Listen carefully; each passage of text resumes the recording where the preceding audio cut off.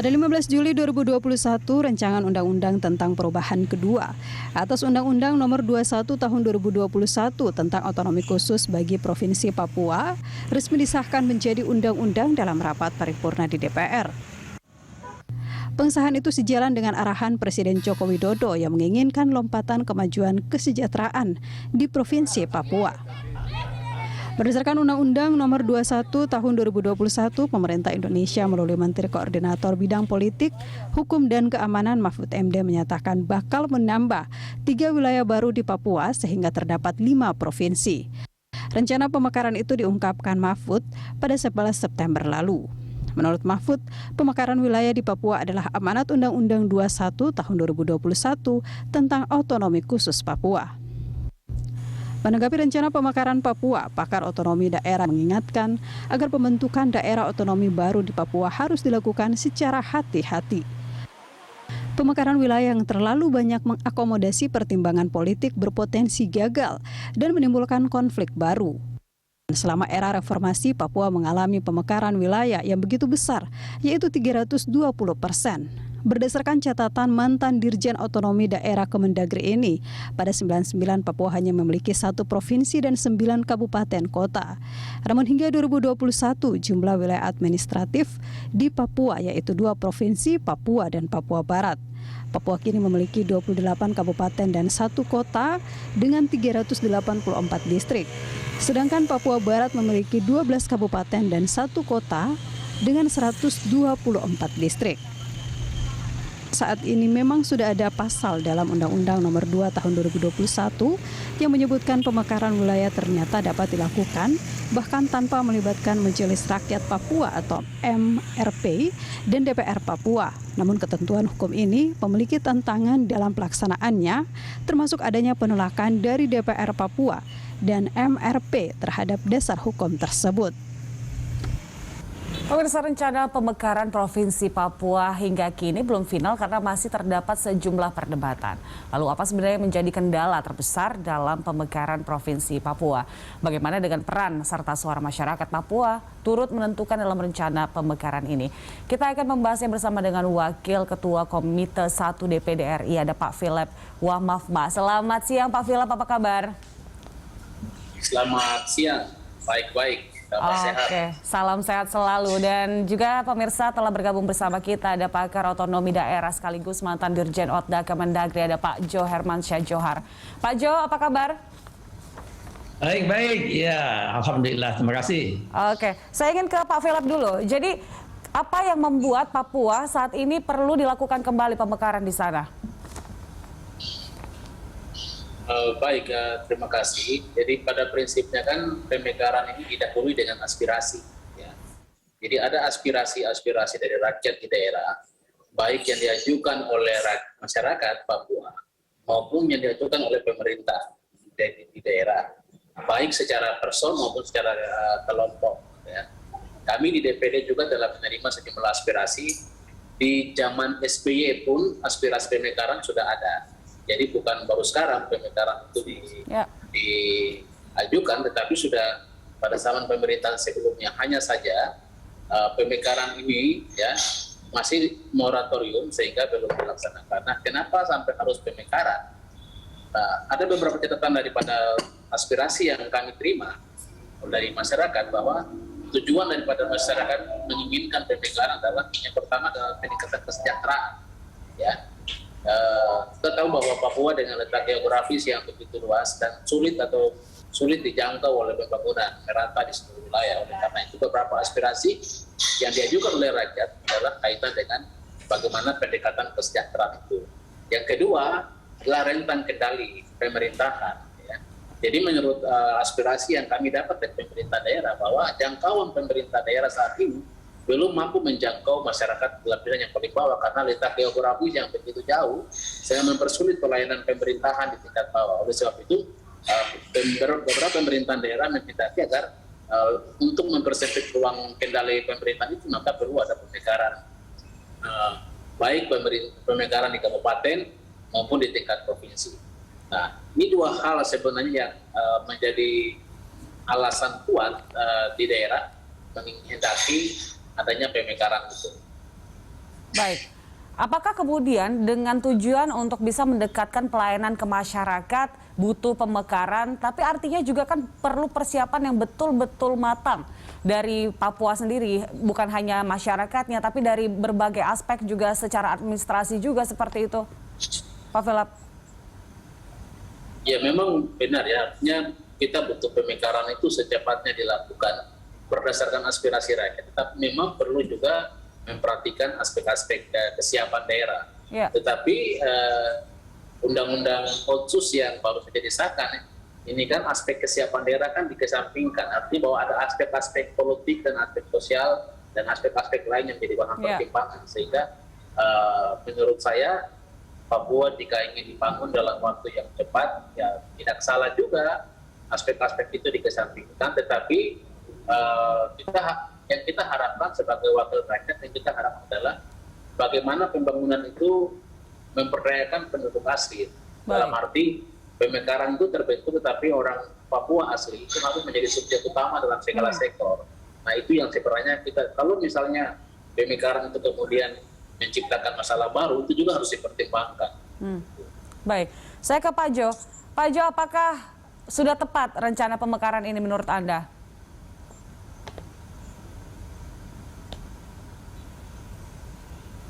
Pak Jo, bisa mendengarkan suara kami? Baik, ya. Soal tepat tidaknya pemekaran di tanah Papua, ukurannya tentu sebaiknya ukuran yang objektif ya. Ya. Nah, apa itu ukuran objektif?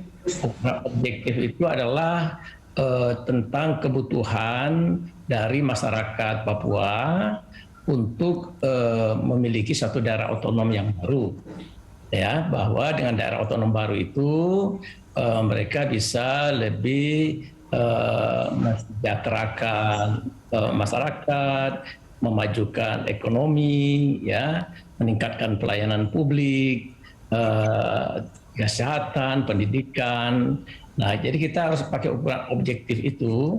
Nah, kalau itu memang terpenuhi alasan-alasan itu, maka pemekaran di tanah Papua tidak ada salahnya, mau di provinsi Papua, provinsi Papua Barat, provinsi Papua Barat, ya, atau di kabupaten kota, itu tidak ada soal, bisa saja dimekarkan. Nah, menurut Anda sendiri untuk faktor-faktor objektif tersebut, apakah sudah memenuhi untuk kembali memekarkan Papua? Nah, itu dia yang harus kita lihat kajian-kajian akademik dari usulan-usulan pemekaran daerah itu. Jadi ada prosedur, kalau dimekarkan mereka bikin kajian-kajian tentang potensi ekonomi, potensi sosial, potensi budaya, tentang kemampuan keuangan daerah, tentang luas wilayah, ya, kemudian misalnya jumlah daerah administratif yang di sana, kecamatannya berapa, kelurahannya berapa. Kemudian juga terkait dengan soal-soal ibu kota, ya, di mana mau ditaruh ibu kota. Jadi ini birokrasi nanti yang akan mengisi.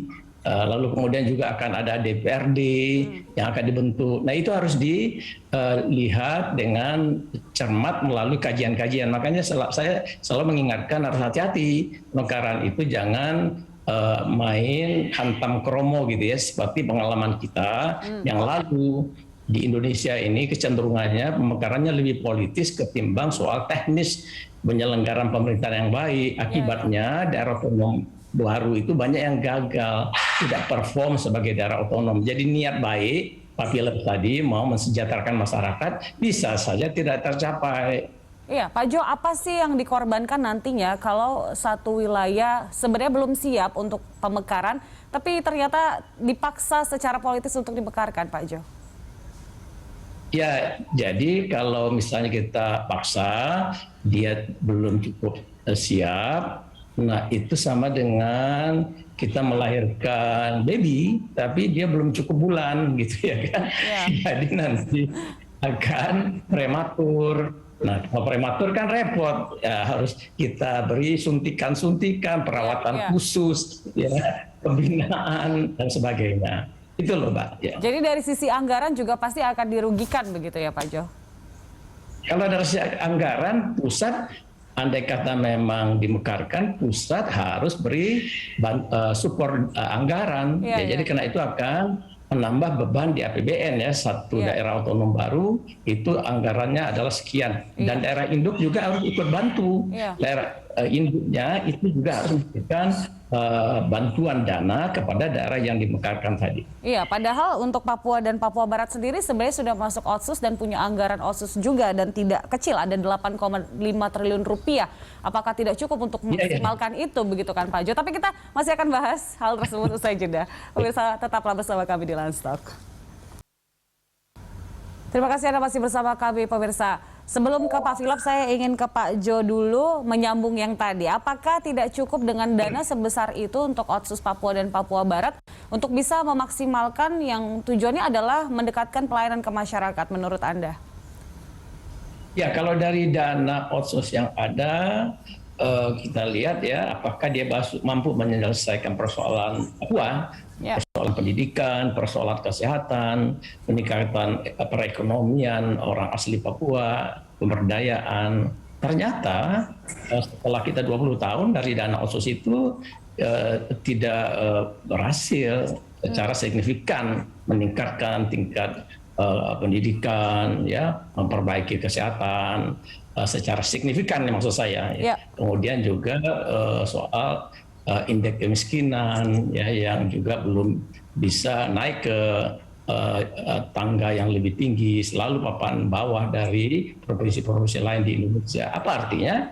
Artinya dana Otsus itu boleh dikatakan dari segi jumlah, mungkin juga tata kelola belum sufficient enough, belum cukup memadai. Baik, saya ingin ke Pak Philip.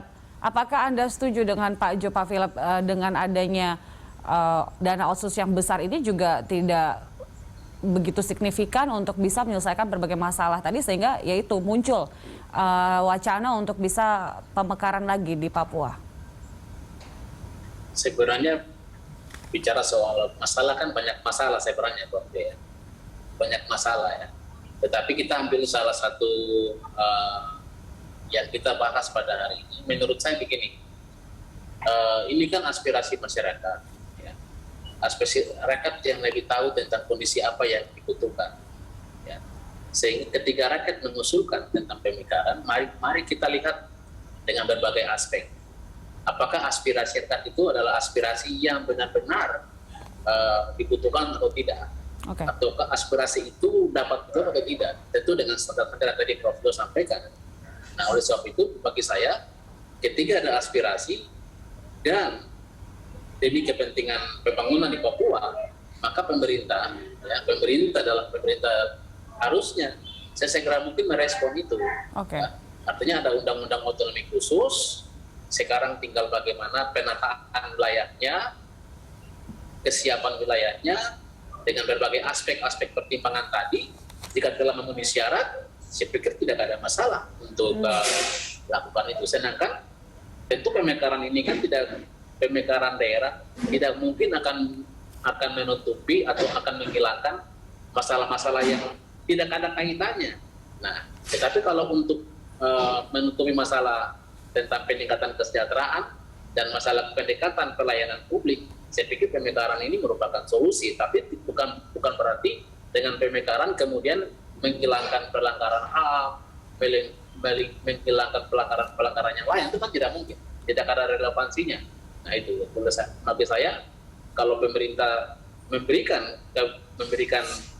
pemekaran di Papua berbeda dengan wilayah-wilayah lain dalam konteks undang-undang Otsus, maka tentu mari libatkan masyarakat dalam perencanaannya, termasuk Majelis Rakyat Papua, DPR dan Gubernur. Mari kita bicara di Papua itu mana-mana yang telah memenuhi syarat sebagai pemekaran, baik yang diajukan oleh pemerintah maupun oleh masyarakat. Mari kita buka ruang, kita melihat dan mempertimbangkan kebijakan-kebijakan yang dapat terrealisasi. Jangan kemudian pemekaran itu menjadi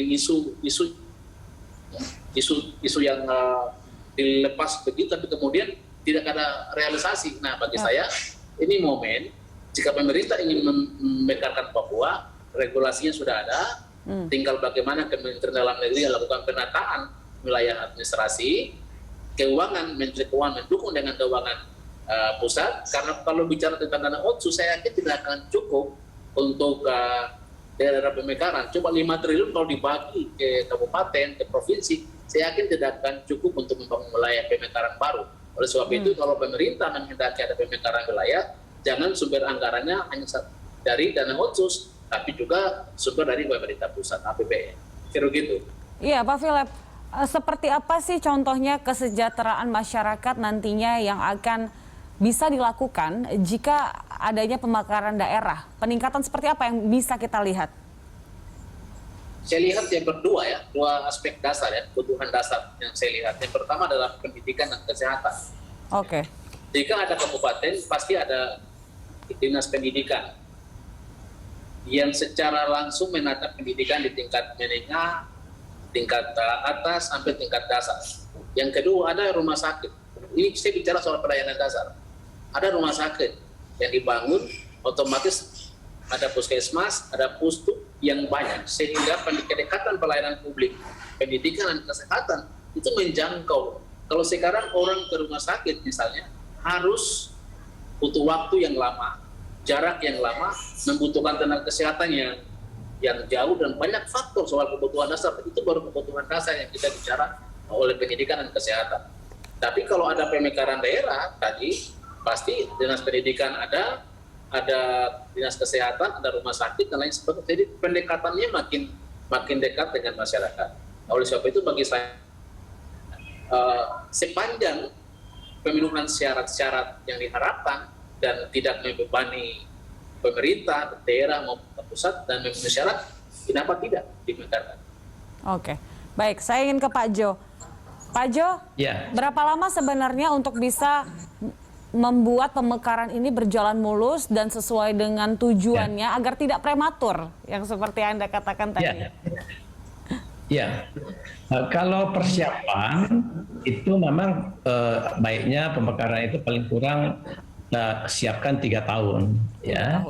Nah, jadi 3 tahun kita siapkan, kemudian sesudah itu dia bisa mengembangkan kapasitasnya sebagai daerah otonom baru.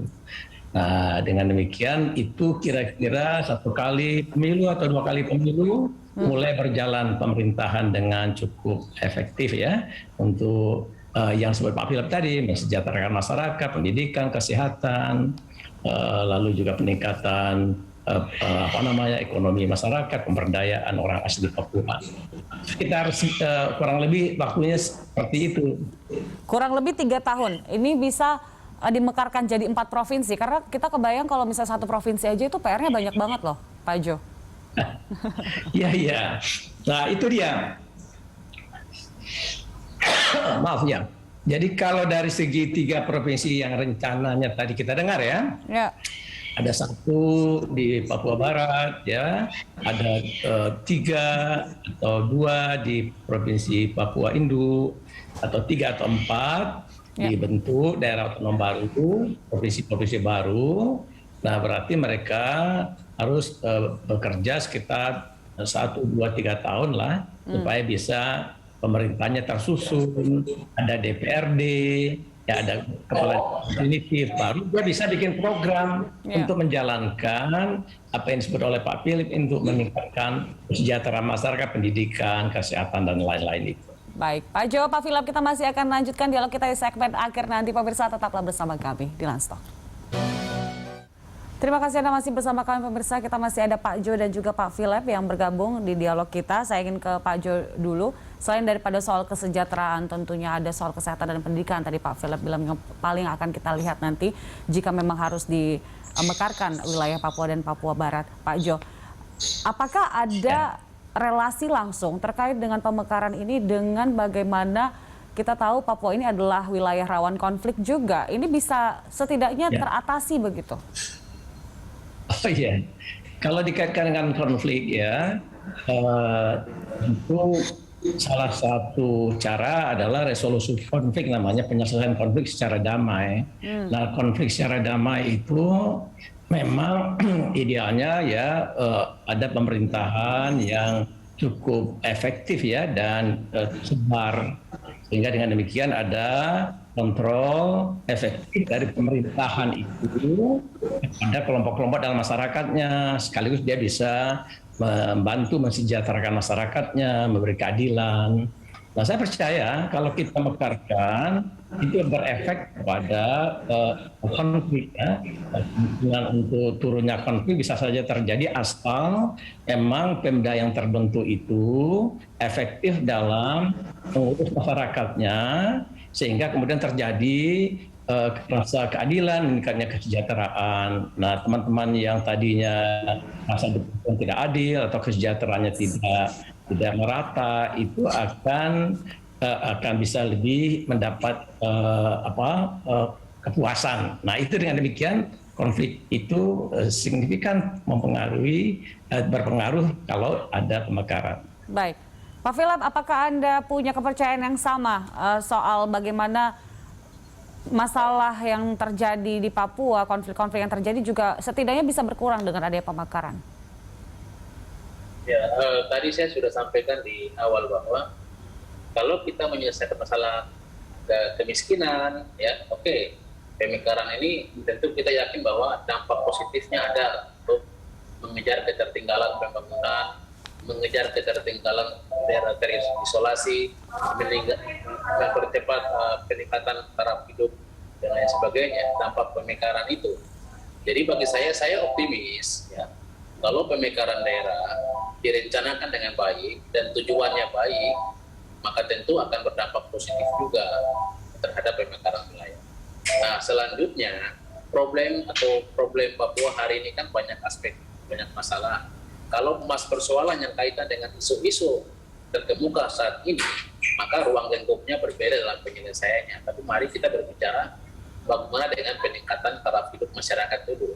Sedangkan aspek politik lain yang berbicara tentang isu-isu yang paling sensitif hari ini, saya pikir ruang lingkupnya berbeda. Silakan itu menjadi ruang lingkup yang dibicarakan tersebut. Tapi mari kita lihat bahwa ini ada kewenangan yang diberikan kepada pemerintah daerah Papua, kewenangan diberikan kepada rakyat Papua untuk pemekaran daerah, baik pemekaran provinsi maupun pemekaran kabupaten kota. Ini ada mekanismenya yang berbeda dengan undang-undang pemerintah daerah, sehingga ada lab spesialis tentang pembentukan daerah otonom baru di provinsi Papua. Oleh sebab itu, walaupun pemerintah sudah lakukan moratorium, tetapi untuk Papua ada pengecualian karena ada undang-undang otonomi khusus yang mengatur tentang pembentukan daerah otonom baru.